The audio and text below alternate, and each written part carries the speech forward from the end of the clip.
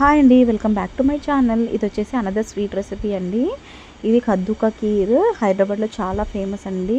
దీనికోసం కావాల్సిన పదార్థాలు కద్దు, milk, dry fruits, Milkmaid, sugar, khoa, basmati rice అండి.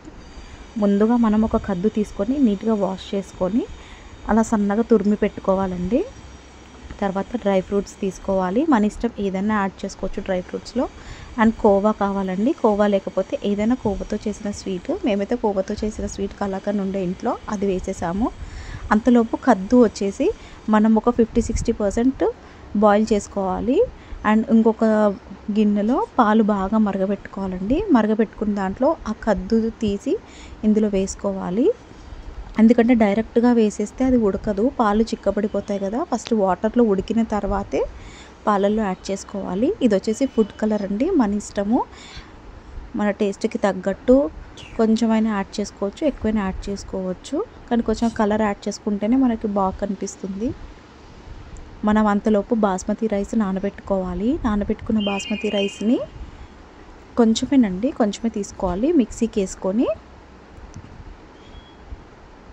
ఇందులో కలిపేసుకోవాలండి. ఆ బాస్మతి రైస్ దాన్ని చిక్కబడుతుంది అప్పుడే. కొంచెం షుగర్ తీసుకోవాలండి. షుగర్ కూడా మనకి టేస్ట్కి సరిపడంత షుగరే తీసుకోవాలండి, ఎక్కువగా షుగర్ తీసుకోవద్దు. ఎందుకంటే మనం కోవాతో చేసిన స్వీట్ ఏదైనా వేస్తాము, లేకపోతే కోవా అయినా వేస్తాం కదా. సో మన టేస్ట్ తగ్గట్టు వేసుకోవాలండి షుగరు. మేమైతే ఇక్కడ కొంచెం తక్కువే తీసుకున్నాము షుగరు, ఎందుకంటే కోవాతో చేసిన స్వీట్ కలాకండ్ ఉండే కదా, అలా అని తక్కువే తీసుకున్నామండి షుగరు. మీ టేస్ట్కి తగ్గట్టు వేసుకోవచ్చు. అండ్ కంటిన్యూస్గా ఇలా కలుపుతూనే ఉండాలండి, ఎందుకంటే లేకపోతే కింద అడుగంటుతుంది. ఎందుకంటే బియ్యం పిండి వేసాం కదా బాస్మతి రైస్, కంటిన్యూస్గా కలుపుతూనే ఉండాలి. అండ్ ఇక్కడ చూడండి, కోవాతో చేసిన స్వీట్ కలాకండ్ ఉండే ఇంట్లో అది వేసేసి కలుపుతున్నాము. ఎక్కడ కూడా ఉండలు లేకుండా కంటిన్యూస్గా కలుపుతూనే ఉండాలండి. అంతలోపు మనం ఒక బాండీ తీసుకొని అందులో నెయ్యి వేసి డ్రై ఫ్రూట్స్ బాగా వేగించుకొని ఆ డ్రై ఫ్రూట్స్ అనేది ఇందులో కలిపేసుకోవాలి. లాస్ట్లోకి మనకి మిల్క్ మేడ్ యాడ్ చేసుకోవాలండి. చూడండి, బాగా వేగనిచ్చిన తర్వాత ఇందులో కలిపేసుకొని లాస్ట్కి మిల్క్ మేడ్ యాడ్ చేసుకొని ఫ్రిడ్జ్లో ఒక 2 hours పెట్టేసి తిన్నామనుకోండి, ఆ టేస్టే సూపర్గా ఉంటుంది.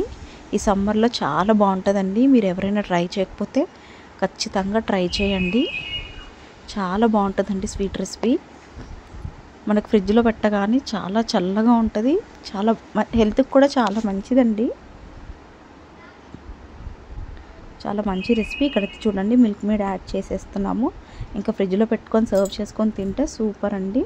Thanks for watching my video అండి. ప్లీజ్ లైక్ చేయండి, సపోర్ట్ చేయండి.